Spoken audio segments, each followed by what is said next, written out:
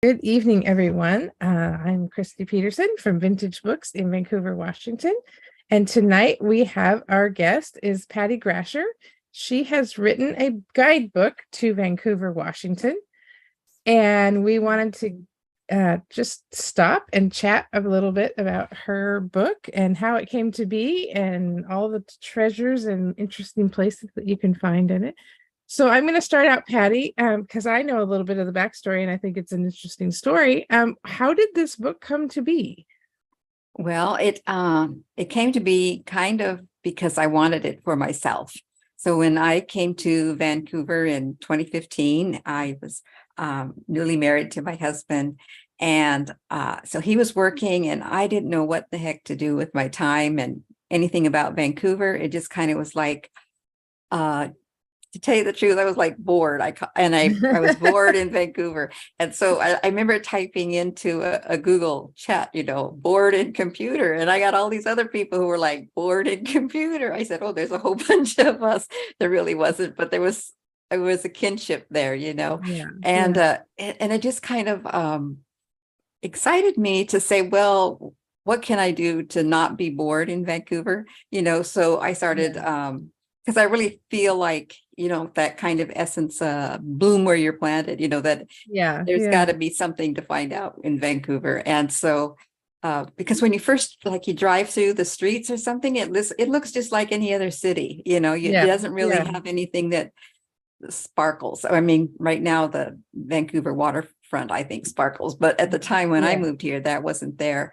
But when I started looking, when I started realizing that, wow, we're right, blocks away from the city center is a major national historic site, and that they get like 1 million visitors a year, before COVID. yeah, And yeah. so it's like, and then I just started finding other interesting and fun things to do.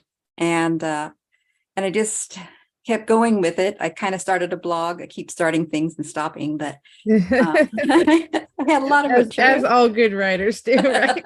Yeah, I have a lot of trails behind me. But anyway, I don't know what I just decided one day just to do it, and Yeah. I thought I could. I'm one of those people that likes to do a project and get it done quick. And so I thought 6 months, I'll get this little thing done. And no, it took me 2 years, and then I'd still be working on it if I didn't just say quit. Yeah. So I think it's turned out pretty well. I kind of had to learn a lot of things because I did my own layout, my own design of the book and the cover and all that kind of thing. And Yeah. Yeah. so I'd worked with programs like that before, but I hadn't for like, oh, maybe 5 years or so. So things Yeah. change real fast, Yeah. when you don't Yeah. stick, Yeah. and the brain drops everything it's Oh learned yeah, I in mean 5 years. computer things, it feels like every 5 minutes you're like, wait, now I push this button and I go here to do this thing that I used to do this and push I this way. know. I Yeah. know. It's just like, well, just before we started, nothing was working. And I was sure it had to be your end because I just tested everything on my end, but it was me again. So Yeah. yeah, those things just kind of pop up. Yeah. Yeah. So Well, I always feel like it keeps your brain sort of uh well, the plasticity of your brain to just have to keep learning things. But there are a few technical things that I wish they would just be like, okay, this is how you do it. This is how you do it forever. So you'll I never. know that would be so nice. It's I just don't mind like, learning new things, but I wish it wasn't my computer or my phone. yeah, yeah. Or when you need it. I mean, like right now. So yeah, So I I'm remember. curious Yeah. because a book like this, it's so much research goes into a book like this. And I'm curious, how did you I have a couple like sub questions, but I'll ask a broad question first. Like, how did you approach the research that has to happen to do a guidebook? That's I don't remember how many pages is it. It's been a pretty it's 160. yeah, I was gonna say it's a pretty hefty little book. And so there's tons and tons and tons of stuff in it. And so how did you approach when you were like, okay, this is gonna be a book? How did you decide, okay, how I'm going to research this and that kind of stuff? Well, that's kind of interesting because I really didn't know. And so I was like, I'd never done a guidebook before. And Yeah, so yeah, I ended up buying a lot of guidebooks, used so I could afford them, but a lot, yeah, yeah, I have a whole shelf full of guidebooks. And then I still didn't quite know what to do. And then I was looking at, our big tourist agency, Visit Vancouver, Washington. Yeah. They do Yeah. such a great job with everything. And so I just looked at their table of contents and I said, well, now that would be a good place Oh, to yeah. start, Yeah. Yeah. And so I contacted them and I said, hey, I'm writing this book. Can I use your table of contents as my starting point? And they were like, fine. They were okay with it. They were glad I was doing a book Yeah. Yeah. for Vancouver. And so it was kind of really cool because I didn't want my book really to be for tourists so much as for people who live here, or people who Oh, have yeah. Yeah. just That's moved an here. interesting way So of thinking because about I it. figure like Google and the tourist agencies and stuff, they cover things really good for the people that are just dropping in and dropping Yeah. out kind of thing. But there's just a lot of things going on. And I think another impetus for doing a book like this was like Vancouver is just like popping up, like growing Yes. so Yeah. huge, and I thought, well, dang it, we need a guidebook. And I also always have a sense of urgency. It's like, oh, somebody will do it before I do, so I better get moving on it. Yeah. Yeah. so, I think so, that that's another writer thing. It's like, oh, I better yeah, do it quick. Somebody's going to steal my idea. right. Yeah. Yeah. So, and so that was What did really, you, yeah. once you got started and you had this sort of basic outline, um, from seeing the Vancouver, from the Vancouver website, I'm always curious as a fellow nonfiction writer, like what kind of a system did you use to keep all your research straight? Like, how did you organize it as you were writing so that you could not, this piece of information goes with this thing and this piece of information goes with that thing? And Well, I just had a lot of folders, yeah.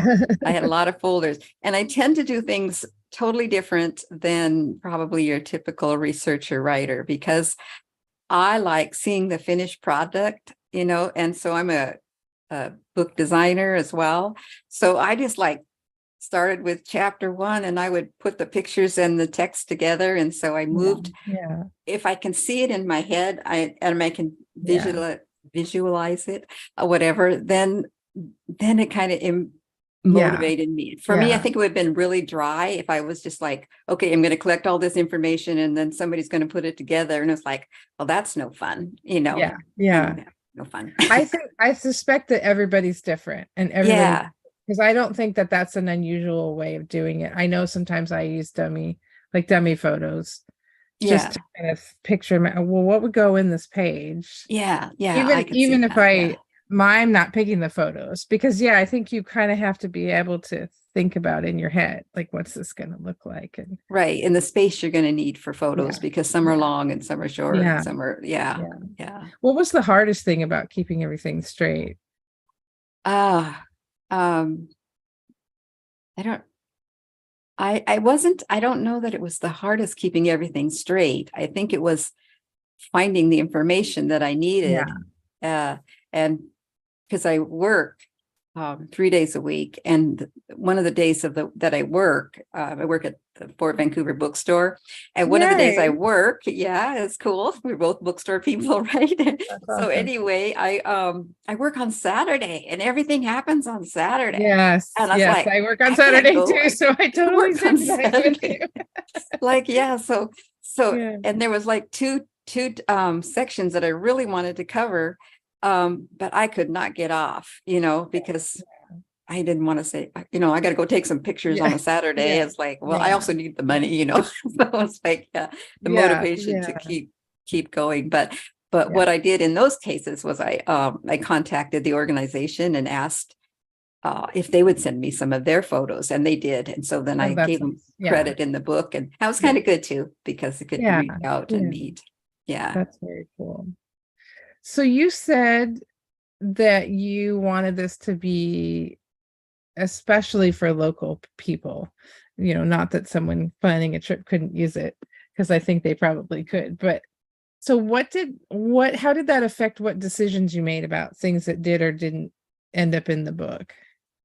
Um, Pretty much what I did was because I had written blog post a long time ago that never really got more than 2 people looking at it. But I wrote this long blog post of things to do, and I covered, just everyday things like if you wanted to take a music lesson, you want to take a guitar lesson, or you wanted to go bowling, or you wanted to bird watching or something. And I just started thinking one thing after another of if I was just here and I wanted to start something new, or I already had a hobby and I wanted to explore it further, how it was in Vancouver, then I just made that a section and I kept adding more and more sections, So I think I ended up with like 49 different categories of things to do. And I'm sure I left out a lot too, but basically it was like, okay, if I just moved to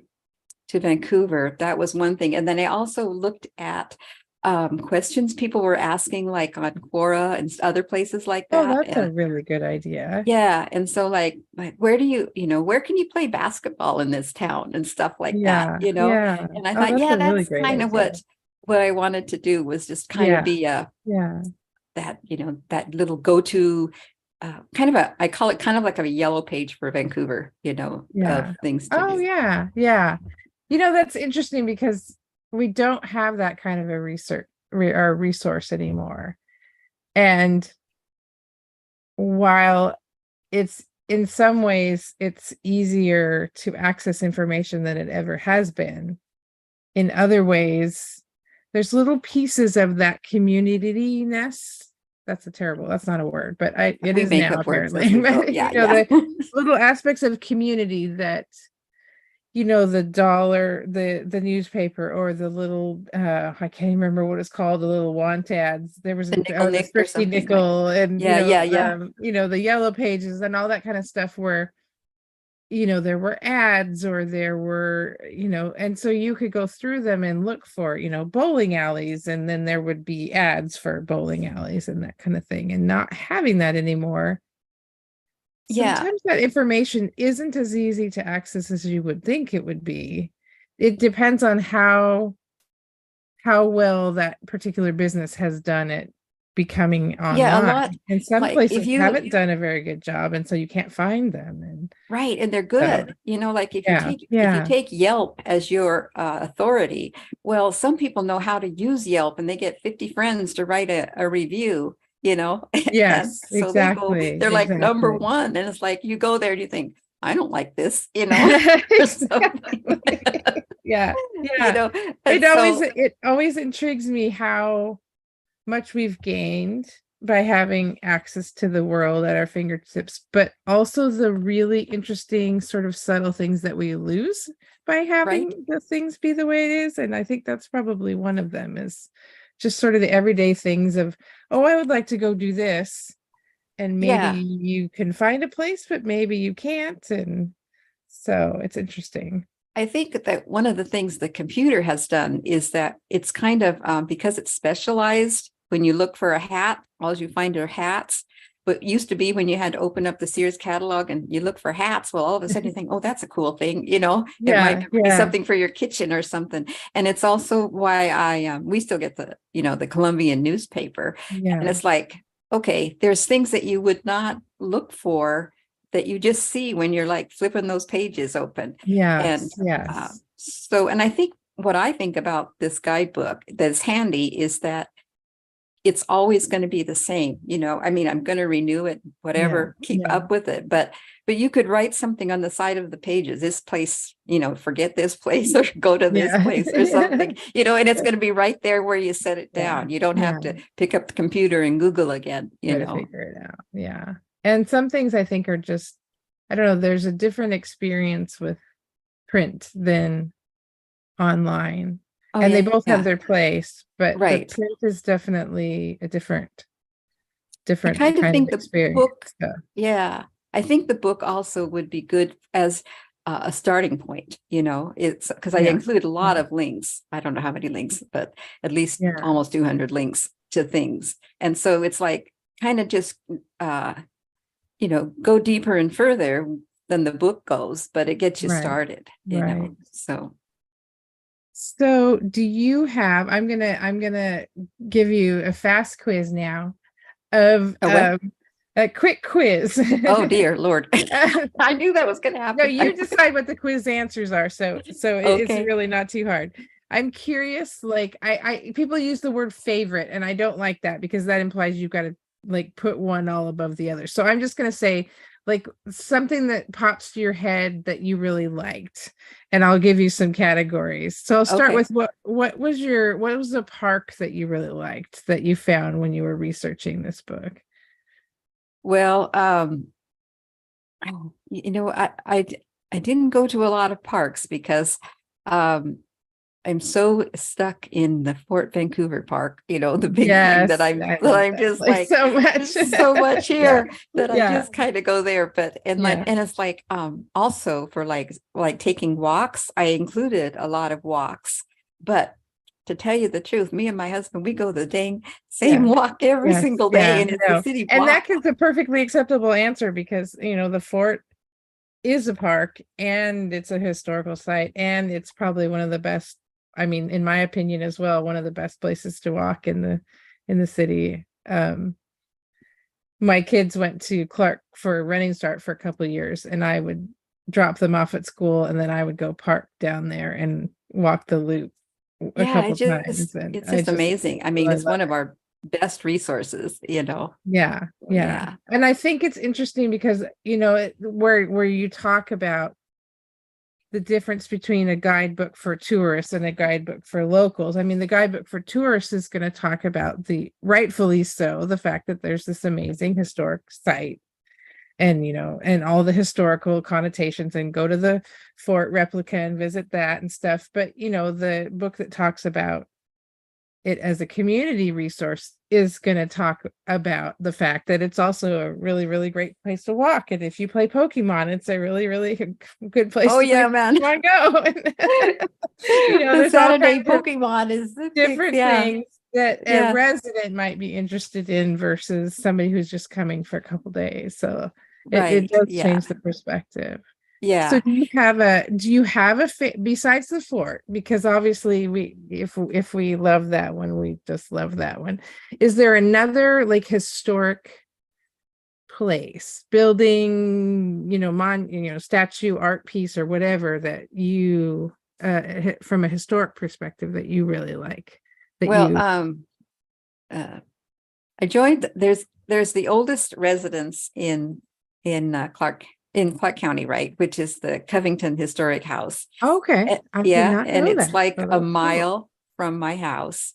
And I would drive by it every day and see this log cabin, and a couple times I'd stop and read the signs and see what is this about. Yeah, yeah. And so I ended up actually joining the society, and so becoming part of that Oh, neat. little group. And it's like these small group of people, like I think there's, I don't know, maybe 15 at the most, that just kind of keep this little historic house going. And so together we're kind of working on different things with it. But uh, the house is kind of is interesting. I liked also the Slocum. I don't know if I'm pronouncing that right. Slocum House, I at the think park. that's correct. Yeah, Yeah, yeah, yeah. So that yeah. was interesting. And I also like those. I like the ghost stories of the books. Pat Gelota and Jeff Davis Yes, wrote. I mean, yes. We I love sell a lot of anything her that's kind books of in the scary. store. Yeah, yeah, yeah. Yeah. So I've never met a ghost, but yeah, what the heck? So Well, it does. apparently there's some at Fort Vancouver too. So Yeah, it's supposed to be. I still haven't taken Jeff Davis's haunted walks, which I love yes, to that do. does look kind of fun. That's Yeah, yeah. cool. So And what is one of the more unique places? It could be a restaurant or a historic site or just something where really quirky that you found when you were doing your research. okay, well, I have it. I have it. So there's Joe Brown's Cafe. It's right down there on the Main Street. And so I was looking at it. It said it was the oldest cafe or whatever in Vancouver. So I checked that out. And it's just one of those old fashioned cafes, basically, where you still have the uh, thing where people eat at the counter, and then Oh booths, yeah, yeah. and it's just everything's like it's packed in with chairs and table. You can hardly move if you, in between the things. But that's kind of become our go-to place. Every Sunday we go for breakfast at Joe's. And Oh, fun. yeah, I mean, I bought this t-shirt, I'm Yay. committed. So yeah, and it's like I sometimes when I'm working at the fort, they'll say, where can we go eat lunch? And I'm like, I'm hesitant to say, okay, this place is not glitzy, it's not Yeah. gonna Yeah. but the food is good, the food is Yes. good, and Yeah. the service is fun. The people are just down home people. And Yeah. for the most part, I find people in Vancouver really friendly, Yeah. uh, Yeah. they Yeah. do. I mean, you take a walk and people like walk and wave, you wave, they Yeah. wave, and Yeah. everybody's Yeah. like it's friendly, and there's it's still there. There Yeah. are people that Yeah. come from other areas and they like, what are you waving at? You don't know me, Yeah. but still. Yeah. Yeah. Yeah. Yeah. Yeah. Well, and I think Vancouver is just really interesting because it's such an interesting mashup of, the rural community that was Right. and the sort of fast growing tech based community of people that's moved in the last 20, 30 years. And it's kind of been, and as much as we hate to admit it, we are like a bedroom community for Portland. And so I think the thing that I really appreciated about your book is so often a town that's essentially a suburb has a little bit less personality than maybe the city that it's around. And I think that you do such a good job of like, well, no, we have our own things, we have our own personality, we have our own stuff. Yeah. Sometimes you Yeah. just have to dig a little bit for them and to find So them, but they're there. And I think that was a uh, big drive with because I find all these in doing the book, a big drive was that, okay, I would ask Vancouver, Washington, and everything was either Canada. We don't want to go yes, there, but yes, it was yes, like, okay, Portland books. There's like 10, 12 at least Portland yes, books, and they yeah, have maybe 2 or 3 pages of Vancouver. And I thought, this is not happening. This yeah, is this. yeah, Somebody's got to do something about this. yes, And it's like, exactly, yeah, and it's exactly. like, okay. And people say, well, how soon was Vancouver built after Portland? I say, no way. But It was here Vancouver was way like here way before beforehand. Portland was even thought of. Yeah, It's yeah, like you got your facts crazy, which I didn't know. People yeah, obviously think if yeah, it's bigger and better or wider or whatever, it was here yeah, first, yeah, but Vancouver was here first. Vancouver has so many firsts. yeah, It's such a major historical point in the early part of the history of the Pacific Northwest that people don't even have a clue to. And then yeah, yeah, also I had a lot of anger points with this book. It's like, okay, I'm spent like 30 years in Spokane, Washington. And so we're about the same size as Spokane. yes, And it's yeah, like, yeah, why does Spokane get coverage that we have so much more than yes, Spokane? I really don't yeah, care for Spokane, yeah. tell you, after 30 years, I really Sorry, don't care. Spokane. I really love Vancouver. Don't Spokane people can get down on me, but whatever. It's just like there is just so much history and Yeah, so much yeah, the yeah, weather is better, and it's just so much better. And it's like we really need a guidebook because we just need yeah, to yeah. compete with everybody else. Well, and I do think that people forget that because, um, in fact, I was just looking this up. One of my coworkers and I were just looking it up because we were just kind of ruminating on, in our case, it was just ruminating on the place of vintage in the, sort of the constellation of things. And, Right. of course, we've got Powell's Over the River, which is rightfully so, a very famous bookstore. And so, all the little bookstores sort of live in the shadow of Powell's. But yeah, we're in the top 4 population wise cities in Washington. And yeah, I think it is probably because of our proximity to Portland that Vancouver kind of gets forgotten about. That we have this major metropolitan area that is as big as Spokane. And I think I can't remember what the it's like Seattle's obviously first, and then Spokane and Vancouver are there, and there's, I can't remember if it's Tacoma or Everett or one of the two that's up there too. Right. Um, but yeah, and there are a lot of really cool things about Vancouver that I think do get overlooked. So it's Right. fun to Yeah. click So on. yeah. And I think because I would find it like amazing that people in Washington don't even know what Vancouver is. It's like Yeah, yeah, I actually had to send away and get a used book of of Washington State history, because when I went to school up north in Washington, I don't ever remember hearing about Vancouver, and there probably was there like a 2-page, Fort yeah, Vancouver or yeah, something, yeah, Hutting, but it's like there was such a pivotal point with the Hudson Bay Company building this, yeah, the major hub of the whole fur trade was located here in Vancouver. And so the major shipping through all parts of the world yeah. Was came from way, Vancouver. yeah, And then yeah, the first military came to Vancouver, and this was where the army sent people to Seattle. They didn't come to Seattle first. They came here to Vancouver, and they were sent from yeah, Vancouver yeah, for the Indians uprising, the Chinese, and different problems. It was just it's like, well, why isn't any of this mentioned? yeah.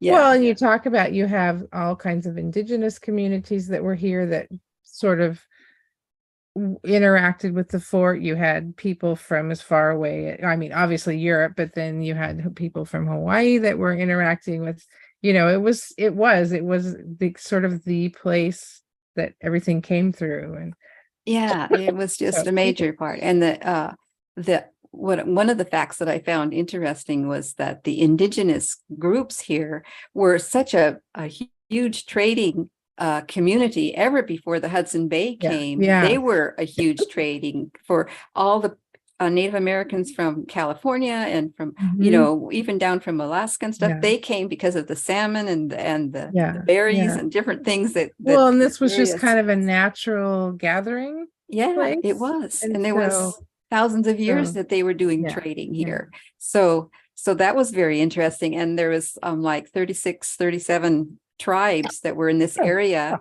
excuse me. And I found out that that is one of the highest areas. We're one of the highest areas in the world that had that many different indigenous tribes in one location. Yeah, And so yeah. maybe it was not always year round, like, the Nez Right, Perce right. came Certain down for times of trading year, stuff. but But yeah, still, it was, that was pretty amazing to me. yeah, There's a lot of yeah. things to find out. Because you think of, there's a few places in the US where that was true. I think there was, I can't remember, some places in there was, they moved around, but there were some major hubs in the Southwest where people came all around to, and then, Right. Yeah. Mississippi River Yeah. And it Valley. was just natural. There So, were kind of sort of some natural places where everybody from that region sort of came in, and Vancouver was, and Clark County was that place for the Pacific Northwest. So yeah, yeah. And neat. so it's like, I don't want to put down Portland, because Portland's cool, Yeah, no, I love I mean, Portland. it's like what, 5-7 minutes away, we're in Portland, Yes, I mean, yeah, definitely we and are. it's fun. Yeah, I Yeah, do it is fun. appreciate It's it. cool. It's got great big things. I mean, we are really blessed to be part of a big metro area, Yes, yeah, yeah. and the cartoons in the book are done by a Portland artist, Oh, cartoonist. neat. Yeah. That's So awesome. yeah. So I wasn't averse. I just wanted some equal time, Yes, exactly, exactly. some No, I equal actually time. really, really love living near Portland because there's Yeah. some cultural opportunities there, and there's some just fun places. But it is, I really think, really important, and this is true of all the little cities around Portland, that we all have our own history, we all have our own place.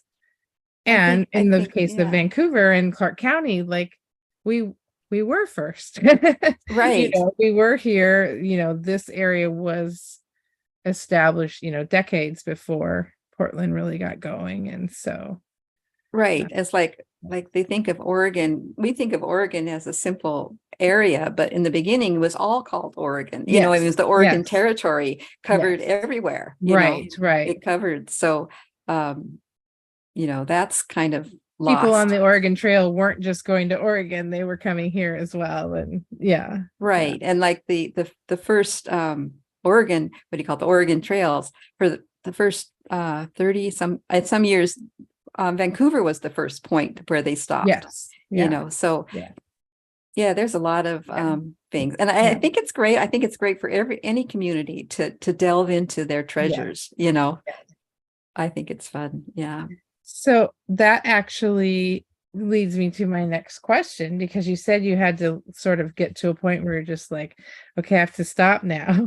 Do you have other projects in the works, or was this kind of it? I just needed to do this and now I'm doing other things, or do you think you might do some more? I'm always doing things. Books and publishing I've been doing that since 2003, publishing books. And so I think this is a kind of book that needs constant upgrading. I think Yeah. the next Yeah. edition needs an index. Hello, you know, where you can That's find okay. something. Indexes But are hard. yeah. So yeah. So I've also connected with KXRW, the radio station here in Vancouver. And so I am hopefully going to get a radio program that I can host a radio program Oh, because, very fun. yeah, in Spokane, I did run a 24-hour radio station with a lot of it programmed in, but I did do a lot of radio. So I would just love to do radio again. Oh, that would be very Yeah. neat. And I'm going to Yeah. do it on, hopefully, I'm talking on books, you know, books, local books and that kind of thing. Yeah. So And that's a because, good segue to your event that's coming up. I wanted to give yeah, you an opportunity to talk about that a little bit, because okay. that sounds very fun. That And is, thank you. That yeah. is great. So we're doing this event with the Covington Historic House because that first house was actually a social point for the community in the Oh, early neat. 1800s. It's where they met. President Grant wasn't, I mean, Ulysses S. Grant used to go there, and they would have singing and dancing and all sorts of education. There was also a boarding school there. You wouldn't think, you know, it's very small, but in those days that was big. You know, it was one of the Yeah. bigger Yeah. places. And so it continues to be uh, uh, what do you call it? To do things that are still social and kind of educational is still part of what it is. And so we're doing this. It's called Northwest Book Fun in the Sun. So we're gathering local authors. So far, I have about 14 local authors that are going to be, we're just meeting together. It's very low key. You know, everybody gets a table and puts their books and meets local people with it. It's just kind of a low key fun thing. I'm not, Oh, neat. you know, there's Yeah. no big agenda there. And it's only for like Yeah. 4 Yeah. hours from 11 to 3. But it's just, I think it'll be fun. And it's going to be really fun just meeting these different authors because they're Yeah. from That'll be children very fun. authors. There's like, you know, there's the spooky ghost stories. Yeah, I was gonna say, I thought I saw that he was Yeah. on the list, so that'll be Yeah. fun. Yeah. And then there's some historical, you know, some good historical books. And there's books about Vancouver, of course, with Pat Yolata and people like that. So Yeah. yeah, I think And it's just a remind me wide the cover. date. The what? What was Oh, the date? the date. July 23rd. Okay. Okay. Yeah, July And that's a 23rd is a Sunday. Sunday, right? Okay. Okay. Sunday. And Yeah. Covington House is in what general part of town? Because I So don't it's think I've ever on, been before. yeah, you probably passed it a million times Yeah. because everybody does. It's on Main Street, if you can believe Okay. that. Okay. So if you're going, let's see, if you're going down Main Street, you know, towards Hazeldale, just before you go down the hill, as you start to go down to the hill, to the right, you'll see a tower that says Vancouver on it. It's got an So old, is that north of downtown? yeah, I get On my Main Street. directions mixed up. Okay. Don't tell me, Okay. but yeah. So yeah. But you're Yep. driving away from downtown. Yep. On Main Street. And so, Okay. Okay. yeah, and that tower is where the house is located. Okay. Because Okay. it's on a hill, you don't see it because you're driving and you have to keep your eyes focused going down the road. Yeah. You know, but At least but we it's, hope everybody's doing yeah, that. yeah, right. So yeah, thank you for that though. That's You're going to be a welcome. fun That's event. very Yeah. fun. Well, you'll have to keep us posted on your radio stuff. That would be very Okay. fun. Yeah, And because please all come to the store and pick up a copy of the guidebook. Um, I'm just tickled to know. I'm gonna probably go in and put a sign on it that, that that's really meant for people who are residents, to find new things to do, because I think that that's fun and a different kind of resource. So it's Yeah, good for me to yeah, know that. We'll put a little sign on it. right. But yeah, we've got copies in the store that you can come and pick up or order online or call us on the phone. And thank you so much, Patty, for being here tonight. This was really Okay, it fun. was very fun. So thank you for Have a good having night. me.